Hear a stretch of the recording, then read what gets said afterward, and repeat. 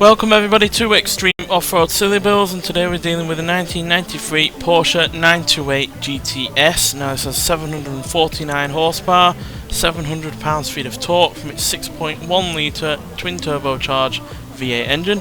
The car itself now weighs 2,992 pounds, has off-road tyres, all-wheel drive and off-road suspension, and it can down in 0 to 60 in 2.812 seconds, 0 to 106.081 seconds, and going to a top speed of 195 miles an hour. So we kept the original engine in this because it kind of felt a bit wrong putting a flat 6 engine in this, or a V10. We could have put an American Muscle V8 in it, but again that didn't feel entirely right, so stuck with the original engine, which has a fair decent amount of power and very nearly as much torque, so it's hardly a an underpowered engine. It's got more than twice the power it had originally, so that is still a fair old amount. And yeah, obviously we're asking this to deal with a hell of a lot of other aspects that are different, so I would have thought a completely new engine would have been asking maybe a bit too much out of this. So yeah, and at the end of the day, 749 horsepower is hardly the least amount of power that I've had from a vehicle in this series. Certainly more than the Citroen DS3 was, or the Citroen DS23 even, was dealing with in the previous episode. Although that car was substantially lighter than we are. I hope that this car has a chance of being quick, like the DS, because that was easily one of the slowest cars that we've had recently on this series. So yeah, and I'm hoping with Porsche at one time or another having one of the longest reigning cars on this series can hopefully shine through in this one.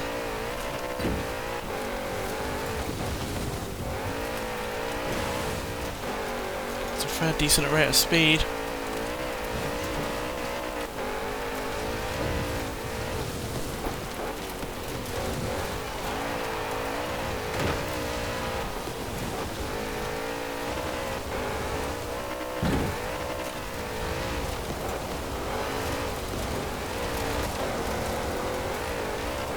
Handling the all-wheel drive system really nicely.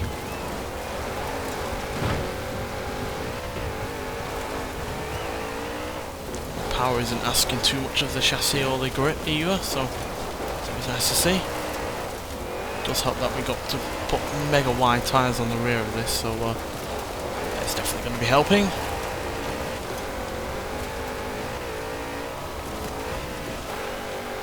Final stretch. Particularly quick across the finish line there at 159 miles an hour, but with a time of 2 minutes 2 seconds .716, we are substantially quicker than the DS23 from the previous episode by about 6 seconds.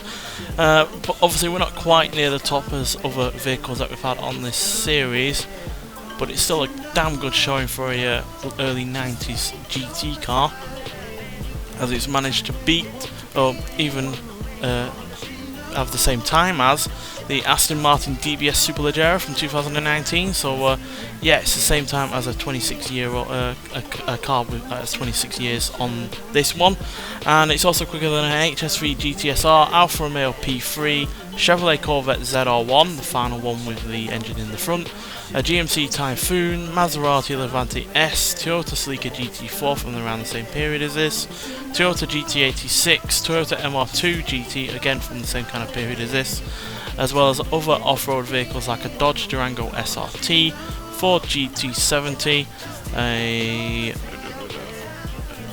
GMC Cyclone, a Porsche Macan Turbo, and a Jeep Grand Cherokee Track Hawk. So that's fairly impressive, but it is slightly behind a Lamborghini Urus, a Rimac Concept 2, Alfa Romeo 33 Stradale, a Nissan Skyline GTR, and a pair of Porsches like the 718 RS60 and the 356 Outlaw. But yeah, still overall really rather good, especially again for an early 90s GT car. Was never meant for dealing with this kind of stuff, never mind all-wheel drive and more than twice the power it had originally. So yeah, fairly impressed by it. I'm glad it's done as well as it did, because not only was the DS23 in the previous episode a disappointment, which was annoying considering how much I enjoy that car, but yeah, again, because I love this car as well, like I do with the Citroen in the previous episode, I'm glad that it's done at least well. So yeah, it's always nice to see cars that I really rather enjoy driving do fairly solid on this series. Probably see this car in How Fast Will It Go in the next episode of that. But nonetheless, thanks for watching, and I'll see you in the next one. Bye.